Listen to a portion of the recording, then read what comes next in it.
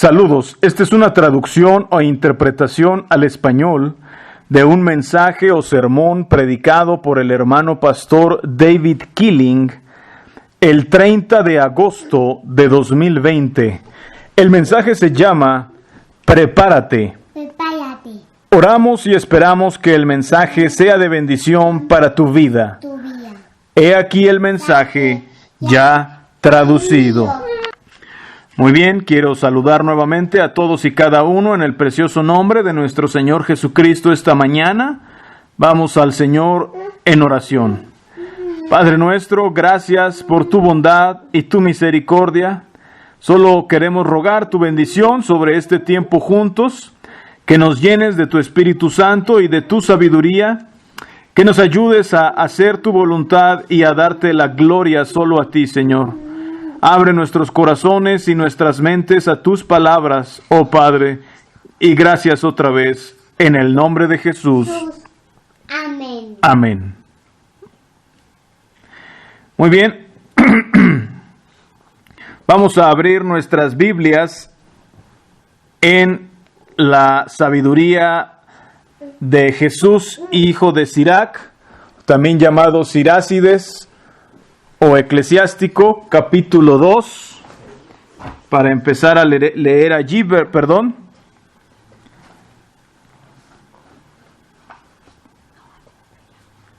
Eclesiástico o Sirácides, capítulo 2. Vamos a empezar a leer del verso 1 en adelante, dice así. Bueno, antes de empezar a leer, es una bendición encontrar estos pasajes, estos libros que no están en la gran mayoría de las Biblias modernas. Hay mucha sabiduría, mucha piedad, mucha instrucción muy sabia, mucho ánimo, y pienso que están excluidos porque contradicen muchas de las doctrinas que los hombres han establecido. Sí. Pero estos capítulos y estos libros de la Biblia que se le ha llamado los apócrifos, ¿verdad? Sabemos que estaban en la Biblia hasta hace unos pocos siglos. Y hay muy buena enseñanza en ellos, muchas cosas muy sanas. Tristemente, pues contradicen mucha de la teología moderna. Y supongo que ese es el motivo por el cual no están incluidos en muchas Biblias, pero nosotros los estudiamos, los leemos y los apreciamos bastante. Vamos a leer aquí capítulo 2, verso 1 en adelante. Dice: Hijo mío, si te acercas para servir al Señor, prepara tu alma para la prueba. Fortalece tu voluntad y sé valiente para no acobardarte cuando llegue la calamidad. Aférrate o agárrate al Señor y no te apartes de Él. Así al final tendrás prosperidad. Quiero hablar un poco acerca de estos versículos. En esta ocasión nuevamente dice, si tratas de servir al Señor o si te acercas para servir al Señor, prepárate o prepara tu alma para la prueba.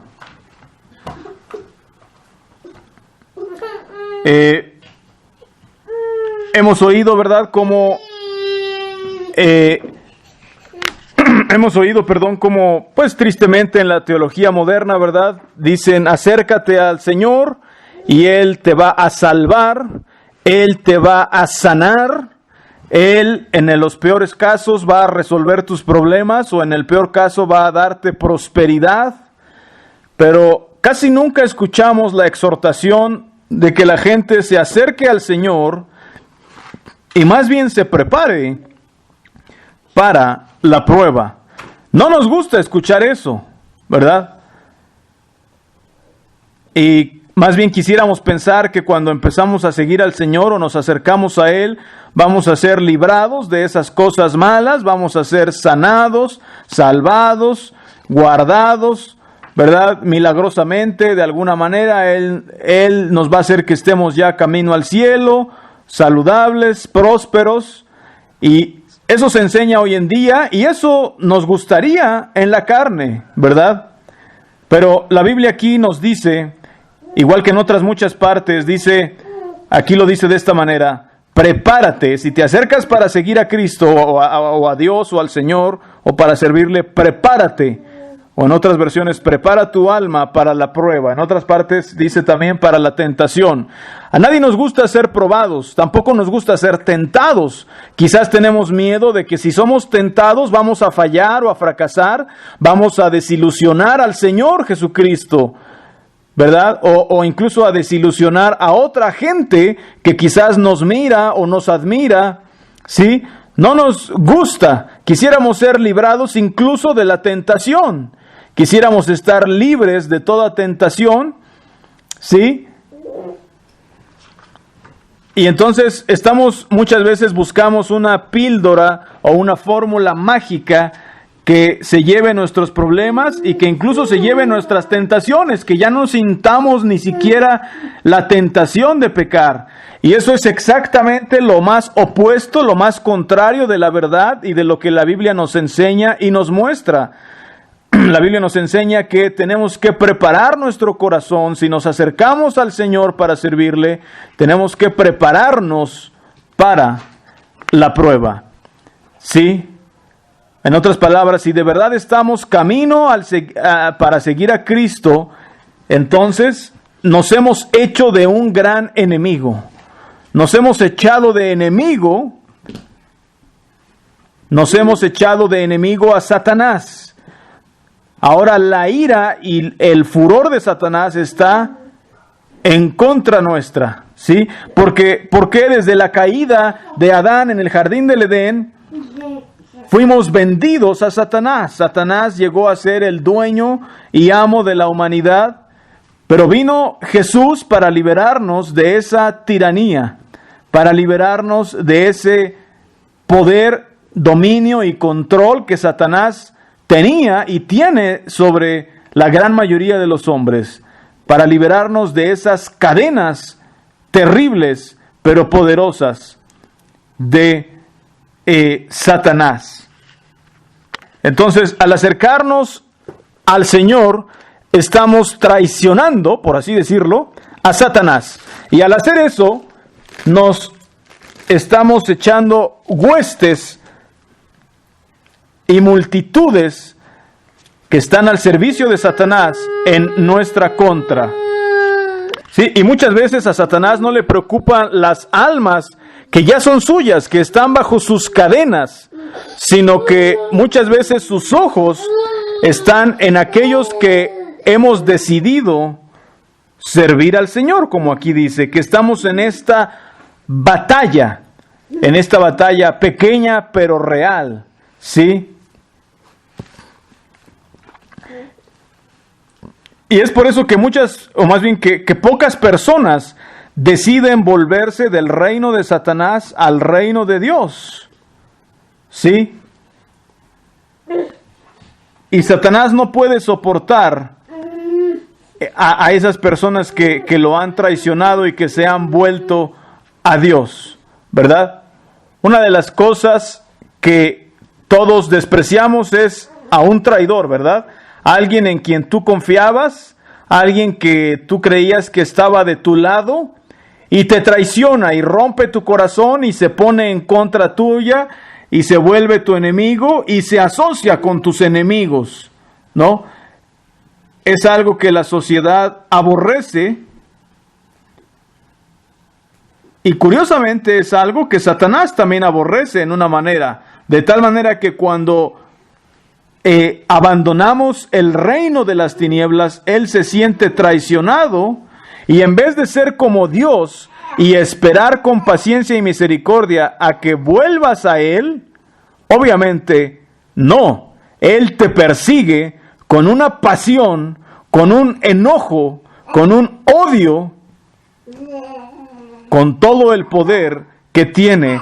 Y todas las armas que tiene las va a lanzar en contra tuya. Por eso dice aquí, hijo mío, si te acercas para servir al Señor, prepárate para la prueba. Prepárate, porque Has hecho enojar mucho a tu antiguo amo. Sí. Muchas veces pensamos o creemos o queremos pensar y muchas personas enseñan que todo es color de rosa después de venir a Cristo. Bueno, tus pecados están perdonados, eres feliz, todo está bien, todo te va bien y bueno, hay teologías que enseñan que ni siquiera es posible caer ya jamás de la gracia, que una vez que aceptaste y tomaste esta decisión, no hay nada que pueda suceder para separarte del reino de Dios. Y sin embargo, la Biblia nos enseña que nos preparemos para la prueba. ¿Saben? Cuando nos acercamos para servir al Señor, es cuando estamos tomando una decisión de que queremos un nuevo amo, un nuevo Señor. Y es necesario prepararse para esa clase de batalla por el resto de nuestras vidas. Ahora esta es tu vida. ¿Sí? O sea, a veces pensamos, bueno, ya fui perdonado, fui regenerado, estoy en este nuevo camino es maravilloso, y sí lo es, pero la realidad es que cuando naces de nuevo, cuando te conviertes, cuando viene el Espíritu de Dios a tu vida, sí, tienes de tu lado a Dios, pero ahora tu vida es como subir o como escalar una montaña contra gravedad. Ahora es con subir, esforzándose y con un enemigo que va detrás de ti, que quiere devorarte en un camino angosto. Es un camino colina hacia arriba. Cuando escogemos acercarnos al Señor, sí, y nos ponemos en este camino, muchas veces vamos a tener que pasar cosas que no creíamos que íbamos a tener que pasar. Vamos a tener que vivir cosas que no queríamos ni creíamos que teníamos que vivir. Vamos a tener que aprender cosas que no queríamos aprender, experimentar cosas que no queríamos experimentar. Y la idea es seguir adelante, como dice el apóstol Pablo, a la perfección en este camino. Y entonces podemos ver que nuestra vida no está simplemente arreglada, sí, sino que ahora hay que aprender a vivir a través de esta vida, siendo atacado, aceptando o admitiendo lo que somos, aceptando que de nuevo caíste, de nuevo fallaste y pecaste, y en vez de decir, ya, me doy por vencido, mejor me voy. Porque esa es la tentación y eso es lo que el enemigo quiere que hagamos, que nos desanimemos acerca de la dificultad o la supuesta dificultad de este camino. Entonces, si él logra golpearte un poco y desanimarte al punto de rendirte, estará logrando sus objetivos.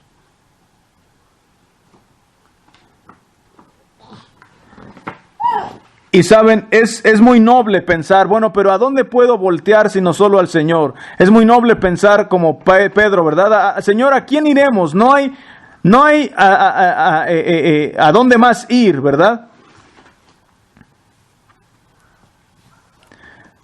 Pero, ¿saben? Llega un punto en la vida cristiana, en este camino cuesta arriba, que ya ni siquiera nos preocupa o nos tienta regresar al mundo, o regresar a algo antiguo, sino que simplemente ya no queremos avanzar a más.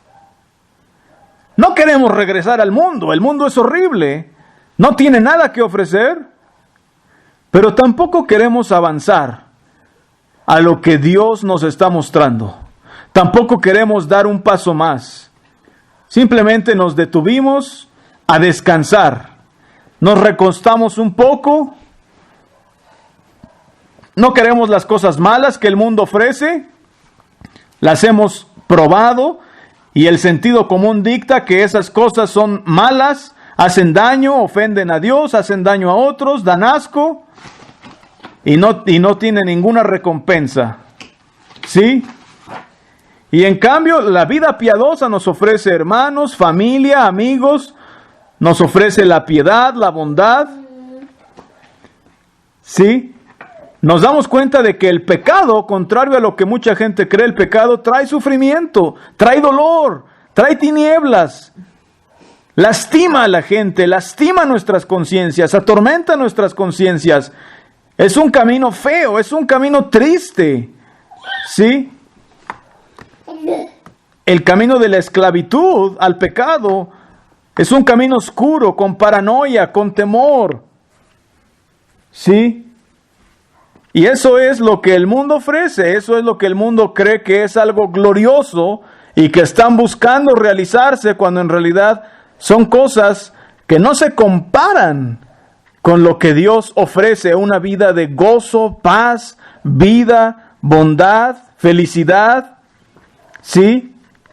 De no estar esclavizado por el rencor, de no estar esclavizado por los vicios, ¿sí? Tan solo con sopesar esas cosas no hay nada a lo cual regresar. Pero realmente no necesitas regresar a esas cosas para dejar de avanzar. El simple hecho de no seguir o de dejar de seguir, ahí hay una prueba, ahí hay una tentación, ahí hay una lucha. Y el Señor espera y pide que vivamos en este camino cuesta arriba hasta que muramos o hasta que Él venga. ¿Verdad? Recordamos ese pasaje cuando que acabo de contar, cuando dejan de seguir al Señor y el Señor le pregunta a los 12, ¿verdad? ¿Ustedes también quieren irse? ¿Y qué le dice el apóstol Pedro? Señor, ¿a quién iremos? Solamente tú tienes palabras de vida eterna, ¿verdad? Pero en ese pasaje dice que muchos de sus discípulos volvieron atrás. Usa esa frase en algunas versiones, ¿verdad? Bueno, cuando pensamos volvieron atrás, bueno, tal vez regresaron a una vida sucia de pecado. No necesariamente. La mayoría de ellos eran judíos piadosos, religiosos, criados en hogares que conocían al Dios de la Biblia, con una vida cómoda. Y cuando dice que sus discípulos volvieron atrás, no necesariamente regresaron al pecado, al mundo, a lo sucio, a lo feo. Simplemente estaban desertando. Simplemente estaban desertando de seguir a Cristo. Mira, la pregunta que el Señor le hace a los 12 no es: ¿me van a dejar a mí para ir en pos de una vida de pecado profundo, feo y oscuro? Esa no era la pregunta. La pregunta era: ¿me van a seguir o ya no? ¿Quieren volver atrás a una vida de llevársela más tranquila? ¿A una vida de simplemente buscar un camino donde no haya mucha prueba, no haya mucha tentación, solo andemos a la deriva, como que vayamos flotando?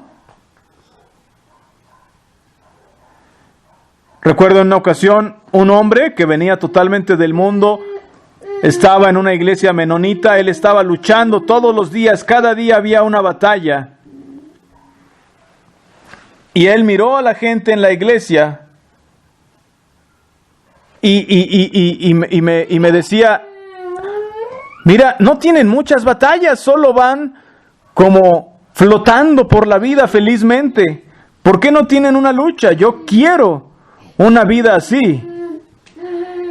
Y yo le dije: no hay manera. Ellos están flotando, pero van flotando hacia ninguna parte. Van flotando hacia ninguna parte. Pero si tú empiezas a dejar que también a resbalar o a deslizarte, vas a volver a donde estabas. No puedes darte el lujo de deslizarte. No puedes hacerlo. Tienes que escoger en poner la vista hacia adelante en esta batalla o no. Porque si simplemente quieres flotar, vas a flotar hacia ninguna parte, vas a desertar. Sí, todavía siguiendo, guardando muchas cosas, pero vas a estar flotando y desertando. Hijo mío, si tratas de servir al Señor, prepárate para la prueba. Fortalece tu voluntad y sé valiente para no acobardarte cuando llegue la calamidad. Sí, o sea, no te desanimes porque la vida te lanza algunas pruebas. No te quedes paralizado en el temor y la ansiedad, porque tal vez no tienes esta paz de estar simplemente flotando y estás teniendo que batallar y que obrar para ser fiel al Señor. Estás teniendo que batallar. Sí, estás teniendo que obrar. Obrar. No somos salvos por obras religiosas, pero si vas a seguir al Señor, tienes que ir costa arriba y obrar. Tienes que estar activo. ¿Sí? A lo largo del camino,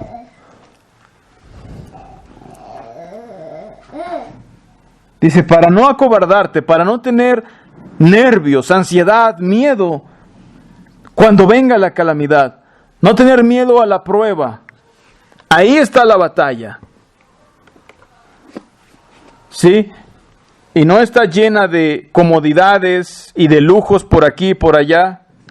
Cuando te ves a ti mismo y necesitas vencer todas estas cosas y peleas y pierdes, y peleas y pierdes, y peleas y pierdes, entonces viene el temor, la duda, la ansiedad. Y ahora la batalla es otra. Pero tienes que caminar con eso. Tienes que aprender a vivir con esta batalla. Tienes que aprender a vivir batallando.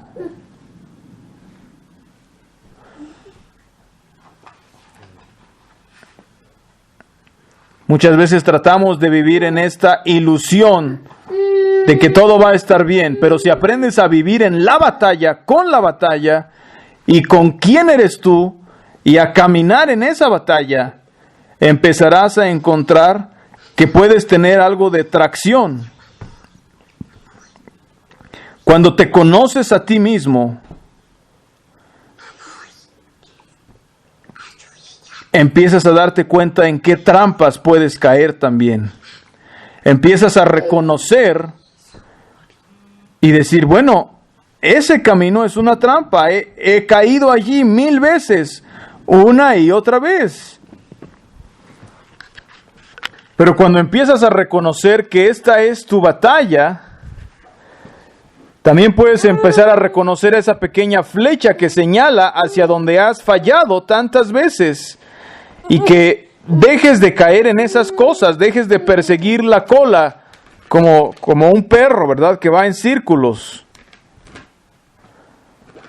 Reconocer, este es mi camino, y empieces a darte cuenta, no puedo ir por allí porque ya sé a dónde me va a llevar. Y entonces empiezas a adelantarte cada vez más antes, más temprano, más pronto. Pero ahora va a haber prueba o va a haber tentación en otro lado. ¿Sí? Suena casi desanimante, pero es simplemente lo que somos y es simplemente la batalla a la que hemos sido llamados.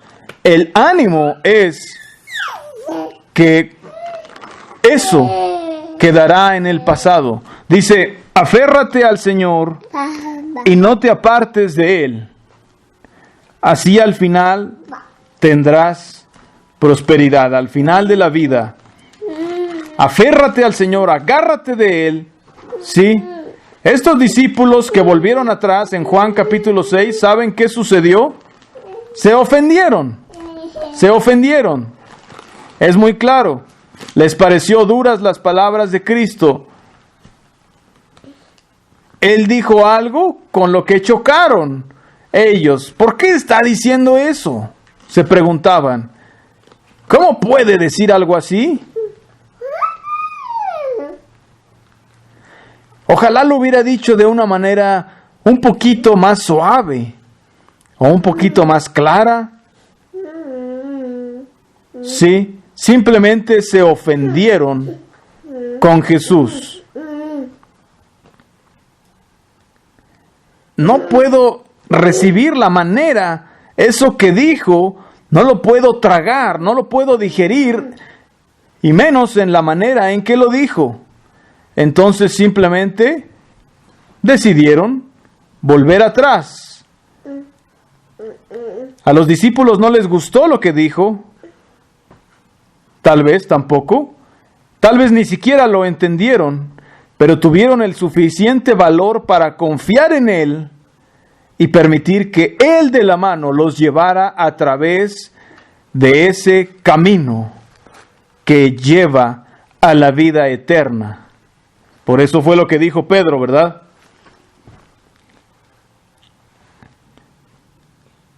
Si vamos por ese camino, tenemos que pelear todo el camino. Dice, Señor, tú tienes palabras de vida eterna.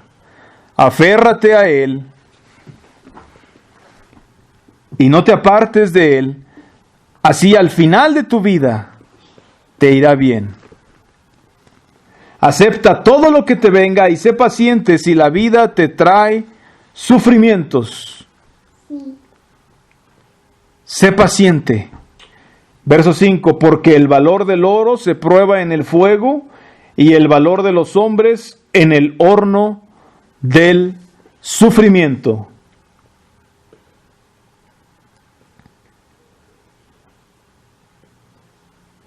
Confía en Dios y Él te ayudará. Procede rectamente y espera en Él. Ustedes, los que honran al Señor, confíen en su misericordia, no se desvíen del camino recto para no caer.